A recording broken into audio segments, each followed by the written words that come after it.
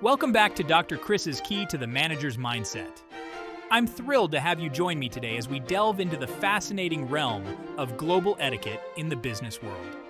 In our increasingly interconnected world, understanding cultural nuances is no longer optional, it's essential. Whether you're a seasoned executive or just starting your career, chances are you'll interact with colleagues, clients, or partners from diverse cultural backgrounds. These interactions offer incredible opportunities for growth, innovation, and success. However, they also present potential pitfalls if cultural differences are not navigated with sensitivity and awareness. That's what we'll be unpacking in this video.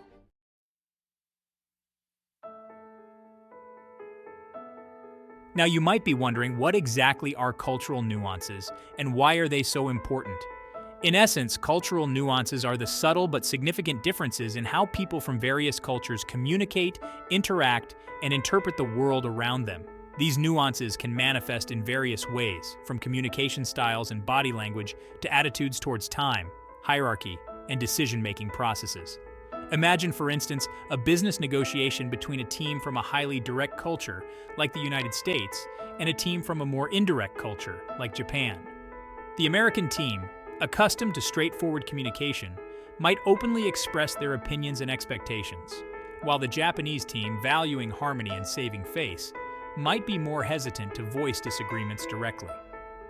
This difference in communication styles, if not understood and managed effectively, could easily lead to misunderstandings, frustration, and even the breakdown of the negotiation.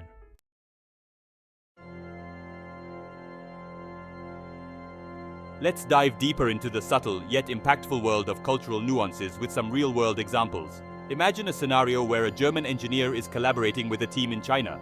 The engineer, known for their meticulous attention to detail and direct communication style, sends a detailed email outlining a project proposal, expecting a prompt and equally detailed response.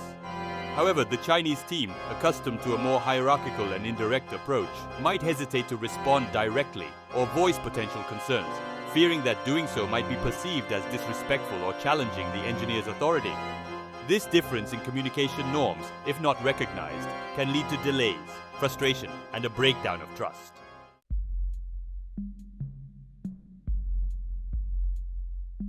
The business world is replete with cautionary tales of cultural misunderstandings that have led to costly blunders and missed opportunities. One prominent example is the case of a major American automotive company that launched an advertising campaign in Latin America featuring a car model that was considered offensive in that cultural context. The campaign backfired spectacularly, resulting in significant financial losses and reputational damage. Another striking case involved a European telecommunications giant that attempted to implement a standardized performance management system across its global offices. What seemed like a logical and efficient approach in the company's home country was met with resistance and confusion in other cultural contexts where performance evaluations were typically handled more indirectly and with greater emphasis on seniority and relationships. The company eventually had to adapt its approach, incurring substantial costs and delays in the process.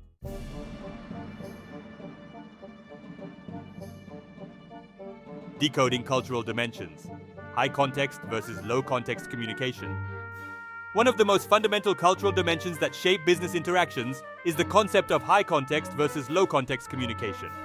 In high context cultures, such as those found in many Asian, African, and Latin American countries, communication is often implicit and relies heavily on shared understanding, non-verbal cues, and the context of the situation. For instance, in Japan, a slight nod or a carefully worded silence can convey a wealth of information, while in Saudi Arabia, building a strong personal relationship is often considered essential before any business discussion can take place.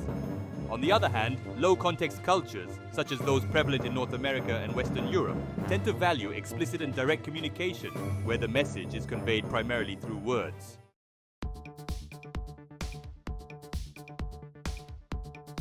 Power distance, navigating hierarchy in cross-cultural interactions. Another crucial cultural dimension to consider is power distance, which refers to the extent to which less powerful members of a society accept and expect that power is distributed unequally. In high-power distance cultures, such as those found in many parts of Asia, Latin America, and the Middle East, there is a clear hierarchy and a strong sense of respect for authority. Subordinates are expected to defer to their superiors, and decision-making is often centralized at the top. Challenging authority directly is generally frowned upon.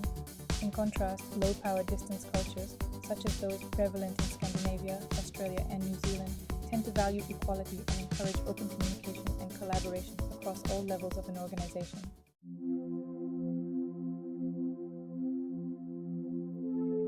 Individualism versus collectivism, balancing personal and group dynamics.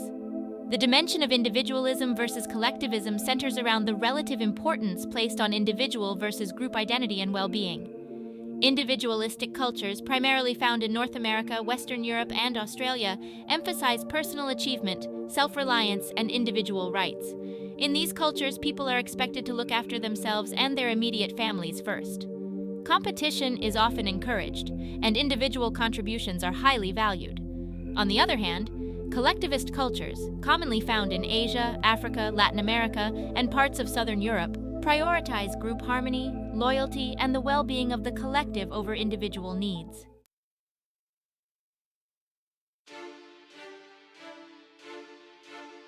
Our final cultural dimension for today is time orientation, which refers to how different cultures perceive and manage time.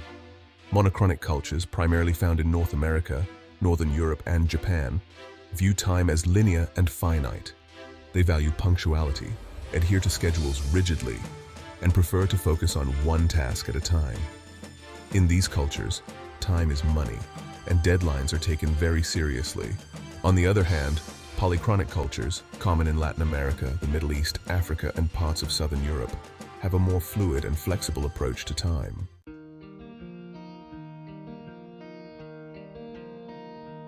Now that we've explored some key cultural dimensions, let's turn our attention to the intricacies of verbal and nonverbal communication across cultures.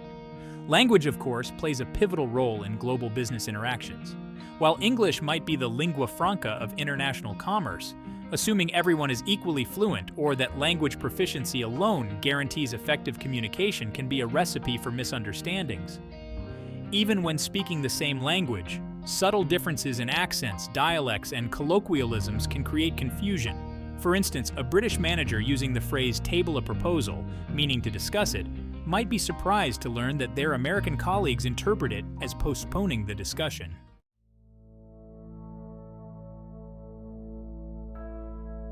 While verbal communication is essential, it's only one part of the equation. Nonverbal cues, such as body language, gestures, and eye contact, can speak volumes, often conveying more meaning than words alone. However, these cues are also highly culture-bound, and what might be considered polite or respectful in one culture could be interpreted as rude or offensive in another. For instance, in many Western cultures, maintaining eye contact during a conversation is seen as a sign of respect and attentiveness. However, in some Asian and African cultures, prolonged eye contact can be perceived as aggressive or confrontational. Similarly, a firm handshake, a common greeting in many Western cultures, might be considered too assertive in some Asian cultures, where a gentle bow or a slight nod is the norm.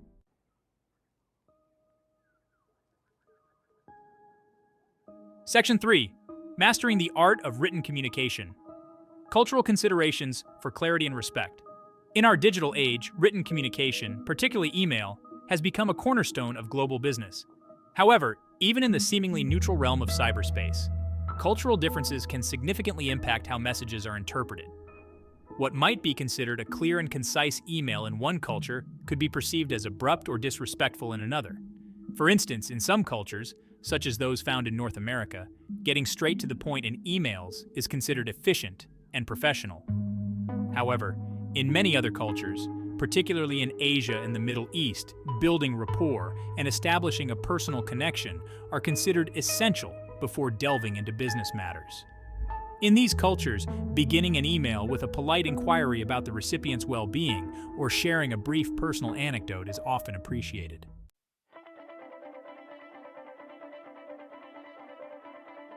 Section 1. Enhancing Cultural Competence, your toolkit for global success. In today's interconnected world, cultural competence is no longer a luxury, but a necessity for anyone engaged in international business. It's the ability to navigate cultural differences effectively, communicate respectfully, and build strong relationships across borders. But how do we develop this essential skill set?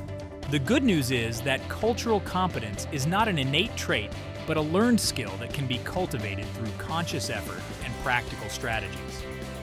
One of the most effective ways to enhance your cultural competence is to invest in research and preparation before engaging with individuals from different cultural backgrounds. This involves going beyond superficial stereotypes and delving deeper into the specific cultural norms, values, and communication styles of the people you'll be interacting with.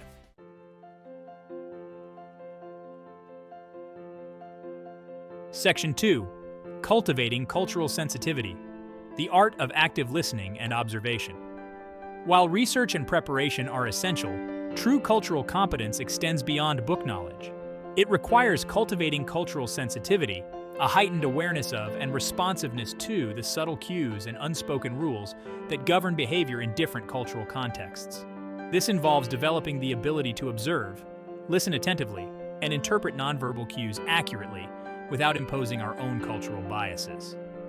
One of the most effective ways to cultivate cultural sensitivity is to practice active listening, a communication technique that involves fully focusing on the speaker, understanding their message, asking clarifying questions, and providing thoughtful feedback. Active listening involves paying attention not only to the words being spoken, but also to the speaker's tone of voice, body language, and facial expressions.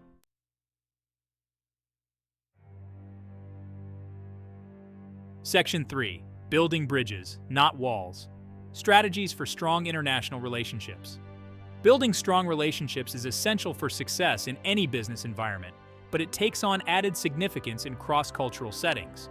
When interacting with colleagues, clients, or partners from different cultural backgrounds, investing time and effort in building rapport and establishing trust is crucial. This involves going beyond superficial interactions and making a genuine effort to understand and appreciate the perspectives, values, and experiences of those from different cultures. One effective strategy for building cross-cultural relationships is to seek opportunities for informal interactions and social gatherings. In many cultures, business relationships are built on a foundation of personal connections.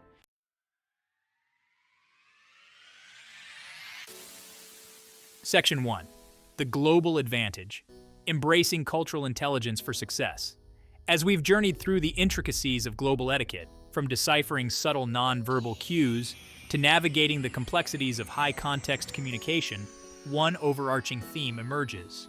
Embracing cultural intelligence is paramount to thriving in today's interconnected business world. It's no longer enough to be proficient in our own cultural norms. We must develop the agility to adapt, to understand, and to connect with individuals from diverse backgrounds. Those who possess this cultural fluency gain a distinct advantage in the global marketplace. They're able to build stronger relationships, navigate complex negotiations with greater ease, and unlock new opportunities that might otherwise remain out of reach. They become cultural bridges, fostering understanding and collaboration in a world that increasingly demands it.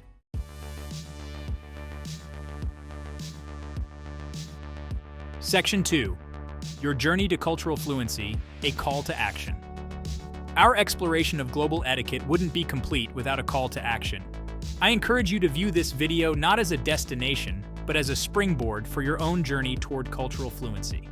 The knowledge and insights you've gained today are most powerful when put into practice. Start by identifying 1 or 2 key takeaways that resonate with you and consider how you can apply them in your own professional interactions. Perhaps you'll make a conscious effort to research the cultural norms of a new client or colleague before your next meeting.